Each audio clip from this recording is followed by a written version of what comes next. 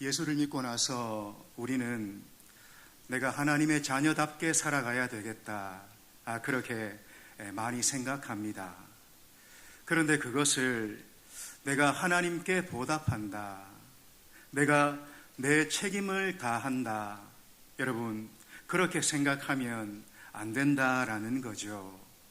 그렇게 생각하는 것은 아직 신앙의 진정한 의미를 모르고 있는 그런 생각입니다. 여러분, 믿는 자로서 우리가 성숙해진다, 우리가 믿는 자로서 제대로 된 신앙인이 된다, 여러분, 이건 무엇을 말하는 겁니까? 그것이 성도의 책임이거나 혹은 성도의 의무이기 때문에 그걸 하는 수준을 뛰어넘어서 그것이 성도된 나의 기쁨이 되어야 되고, 그것이 보람이 되어야 되고, 그게 하고 싶은 일이 되어져야 된다라는 것입니다. 여러분, 학교 다니실 때 좀 어땠습니까? 공부들 잘 하셨습니까? 한 명도 이렇게 안 하시네요. 예, 우리가 이 공부의 필요성, 언제 그 필요를 느끼게 됩니까? 사실은 학교를 다닐 때보다는 졸업을 하고 나서 한참 세월이 지난 뒤에 그때 그 필요를 우리가 느끼는 것 같습니다. 중고등학교 다닐 때 나는 공부가 좋고 공부가 하고 싶어서 나는 했다, 여러분, 그런 사람 혹시 계십니까? 예, 아무도 없네요. 저도 여기 이렇게 써 있습니다. 별로 없습니다, 이렇게 써 있어요. 근데 우리 여기 권사님들 많이 계시지만 우리 권사님들 나이쯤 되어져서 이제 내가 공부 좀 해야 되겠다, 여러분, 그런 분들은 그 마음이 어떻습니까? 그때는 정말로 공부가 재미있기 때문에 공부가 하고 싶어서 그때는 하는 분들이라는 거죠. 여러분, 그런데 그렇게 공부하는 것을 내가 책임감으로 혹은 의무감으로 혹은 부모에게 효도하는 그런 차원에서 공부하는 것, 여러분, 그건 사실 공부가 주는 맛을 아직 잘 모르는 그런 상태인 거죠. 여러분, 효도도 저는 그렇다 생각합니다.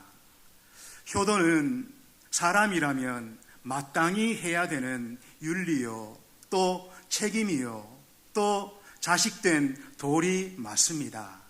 그러나 더 온전한 사실은 여러분 뭡니까? 효도할 수 있다는 그 자체가 여러분 얼마나 큰 축복인지 모른다라는 거죠. 왜 그렇습니까? 부모님이 아직 내 곁에 계시다라는 의미가 되기 때문이죠. 여러분, 남을 돕는 것도 저는 마찬가지라 그렇게 생각합니다. 남을 돕는 것, 하나님이 성도된 우리에게 명하셨습니다. 그렇게 하라 말씀하셨습니다. 그렇게 하셨기 때문에 그게 우리의 당연한 책임임에 틀림없지만, 그러나 여러분 어떻습니까?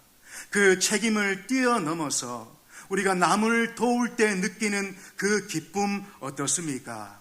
그보다 더 보람된 것이 사실은 없는 거죠. 남을 돕는 그 자체가 그냥 기쁨이고 보람이고 감사가 되는 거죠. 여러분, 성숙함이라는 것이 그런 게 아닌가, 제대로 된 신앙이라는 것이 그런 게 아닌가, 그렇게 생각이 됩니다. 여러분, 하나님께서 보실 때 더 성숙함으로, 더 제대로 된 믿음으로 나아가는 우리가 되기를 축복합니다. 그것이 내 기쁨이 되고 내 보람이 되기를 주의 이름으로 축복합니다. 오늘 본문을 여러분 보시기 바랍니다. 오늘 본문에 나타나는 사람이 여러분 누굽니까? 바로 라합입니다. 근데 참으로 흥미로운 것은 이 라합이라는 분은 그의 삶의 전반부와 그의 삶의 후반부가 완전히 대조가 되는 그런 삶을 살았습니다. 그의 전반부의 삶을 성경이 언급할 때마다 여러분 그 이름 앞에 붙는 수식어가 있습니다. 그게 뭡니까? 우리가 너무나 잘 알듯이 기생 라합, 그렇게 성경이 표현하고 있어요. 요즘 말로 하면은 창녀 라합, 그게 되는 거죠. 그러니까 참 추한 어떤 의미에서 그런 인생을 살았다 볼 수가 있는 겁니다. 그런데 여러분, 그런 그가 나중에 어떻게 살게 됩니까? 그의 가정에 속한 모든 자들을 구원받게 하는 그런 삶을 살게 되지요. 여호수아서 6장 25절 말씀입니다. 화면에 한번 띄워주십시오. 같이 한번 읽도록 하겠습니다. 시작. 여호수아가 기생 라합과 그의 아버지의 가족과 그에게 속한 모든 것을 살렸으므로 그가 오늘까지 이스라엘 중에 거주하였으니,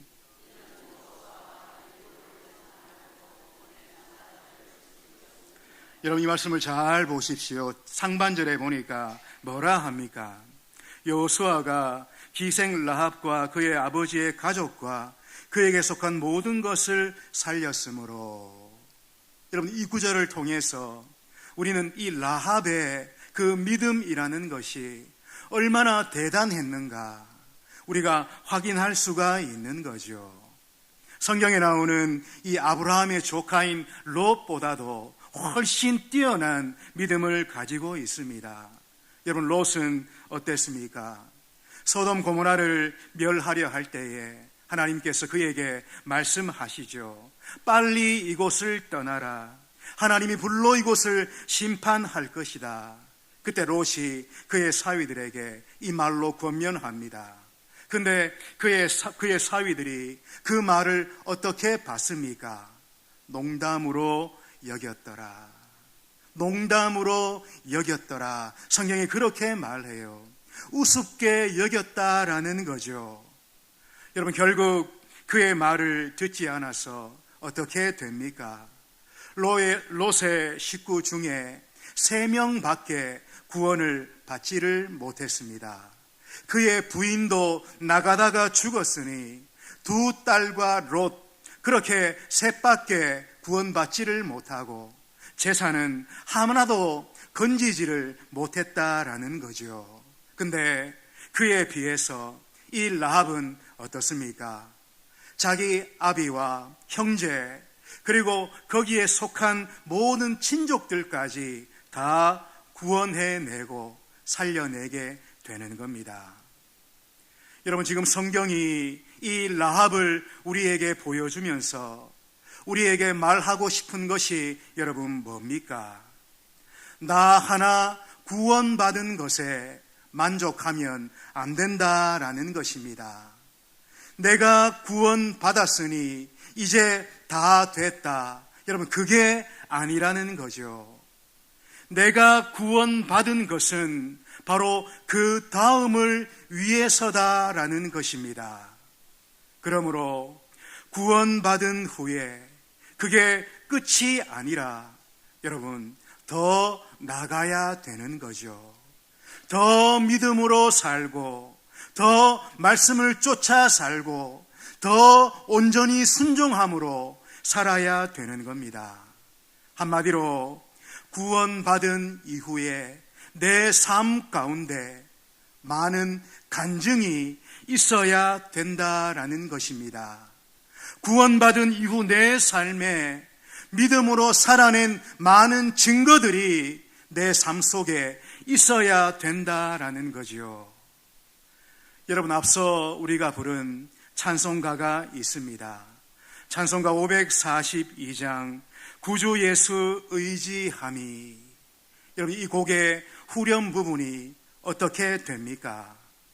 예수 믿는 것은 받은 증거 많도다. 예수 믿는 것은 받은 증거 많도다. 여러분, 무슨 말입니까? 믿음으로 살면 거기에는 많은 증거들이 있을 수밖에 없다라는 거죠. 우리가 참 믿음으로 살 때에 거기에는 하나님의 증거와 하나님의 흔적과 하나님의 자취가 많이 있을 수밖에 없다라는 것입니다. 여러분, 믿음이 뭡니까? 참 믿음이 뭡니까? 믿음으로 살게 되면, 참 믿음으로 우리가 행하게 되면 증거들이 우리의 삶 속에 넘쳐날 수밖에 없다라는 것입니다. 오늘 우리는 여러분 어떻습니까? 구원받은 그 이후에 내 삶 속에 간증할 많은 거리들이 여러분 있습니까? 구원받은 뒤에 내 삶 가운데 하나님의 역사하신 그 흔적들이, 그 증거들이 내 삶 속에 아로 새겨져 있습니까? 여러분, 이거 얼마나 중요한지 모릅니다. 여러분, 다시 묻습니다. 내가 어떻게 구원받았는가? 구원받을 때 나는 얼마나 몹쓸 인간이었는가? 예수께서 그런 나에게 얼마나 큰 은혜를 베풀어 주셨는가? 여러분, 여기에만 머물러 있으면 안 된다라는 거죠.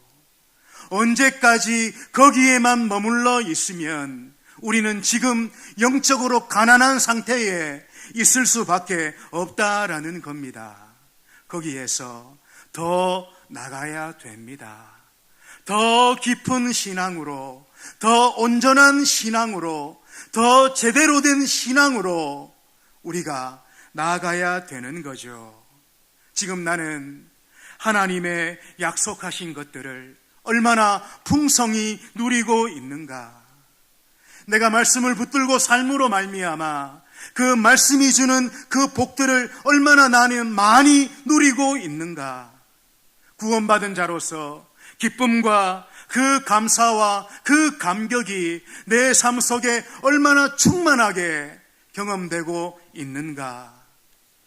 여러분, 한마디로 지금 내 삶 가운데 믿음의 풍성함이 얼마나 있는가? 여러분, 이게 중요하다라는 것입니다.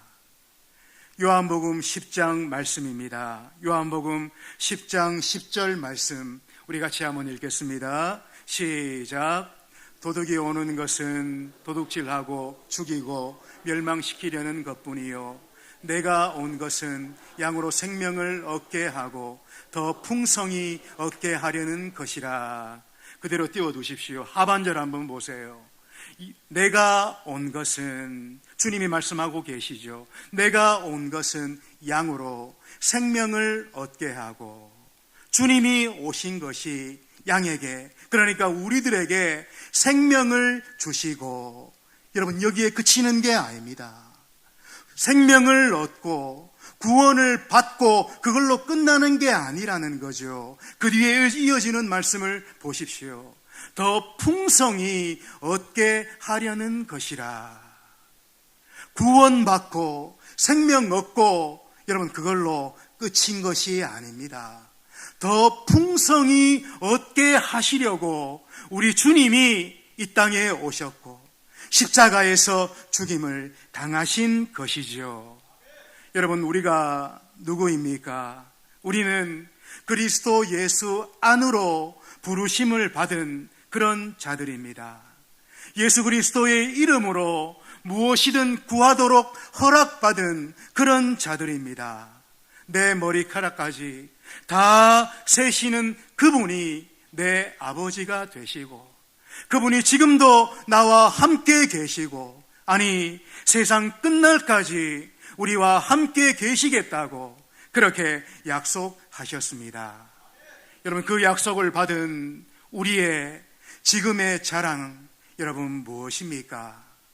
예수 믿고 난 다음에 하나님 앞에 내놓을 수 있는 뭔가가 우리에게 있습니까? 예수께로 돌아온 그 뒤에 삶의 간증이 우리 가운데 있습니까? 지금 내 삶 가운데 하나님이 역사하시고 하나님이 함께 하시고 하나님이 일하셨던 그 증거와 자취와 흔적이 오늘 내 삶 가운데 풍성하게 여러분 열매 맺고 있습니까? 이스라엘에 가면 사해라는 그런 바다가 있다 합니다. 여러분 사해 들어보셨죠? 그 사해는 흘러 들어가기만 하고 나오지는 않는다 합니다. 그래서 모든 것이 죽어 있는 곳이라 합니다. 그래서 그 이름을 죽을 사자를 써서 사해라 그렇게 부른다지요. 흘러 들어오기만 하고 나가는 것이 없으니 죽을 수밖에 없는 것입니다. 여러분, 우리도 그럴 수가 있다라는 것입니다. 우리 주님 우리에게 뭐라고 말씀하셨습니까?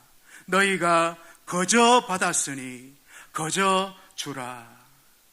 너희가 거저 받았으니 거저 주라. 여러분, 우리의 남은 생에 그렇게 살기를 원합니다. 우리가 하나님 앞에서 받은 모든 것들, 여러분, 거저 받은 것들 아닙니까? 우리도 그 거저 받은 것들 거저 주기를 원합니다.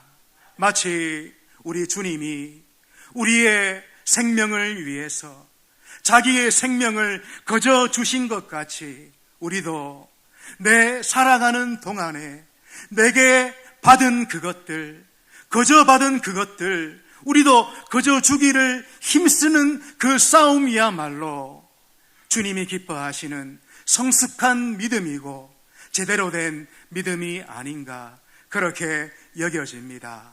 우리의 삶이 여러분 그런 방향으로 나아가기를 축복합니다. 그렇게 살 때에 내가 하나님께 얼마나 많이 받았는가, 하나님이 내게 흔들어 주시는 그 은혜와 복이 얼마나 넘쳐났는가, 하나님의 모든 약속의 말씀이 바로 나를 향한 말씀이 아닌가, 여러분 그때야 우리가 그것을 알게 되는 거죠. 여러분, 이런 기쁨, 이런 행복, 이런 은혜 경험하며 남은 생에 살아가는 우리가 되기를 축복합니다. 오늘 우리가 한 가지 더 생각할 것은 2장 9절로 11절의 말씀입니다. 우리 9절로 11절 말씀을 같이 한번 천천히 읽도록 그렇게 하겠습니다. 시작. 말하되 여호와께서 이 땅을 너희에게 주신 줄을 내가 아노라. 우리가 너희를 심히 두려워하고 이 땅 주민들이 다 너희 앞에서 간담이 녹나니 이는 너희가 애굽에서 나올 때에 여호와께서 너희 앞에서 홍해물을 마르게 하신 일과 너희가 요단 저쪽에 있는 아모리 사람의 두 왕 시온과 옥에게 행한 일 곧 그들을 진멸시킨 일을 우리가 들었음이니라. 우리가 듣자 곧 마음이 녹았고 너희로 말미암아 사람이 정신을 잃었나니 너희의 하나님 여호와는 위로는 하늘에서도 아래로는 땅에서도 하나님이시니라. 아멘. 여러분, 지금 이 말은 누가 누구에게 하는 말입니까? 오늘 우리가 살펴보고 있는 라합이 정탐꾼에게 하고 있는 말이죠. 우리가 방금 읽었습니다마는 그 내용이 어떻습니까? 참으로 놀랍습니다. 또 어떤 의미에서 충격적입니다. 나중에 이 말을 들은 정탐꾼이 돌아가서 이 말을 그대로 여호수아에게 보고했을 것 아닙니까? 그 보고를 들은 여호수아가 어떤 생각을 했을까요? 이 여리고는 이미 40년 전에 무너질 성이었구나.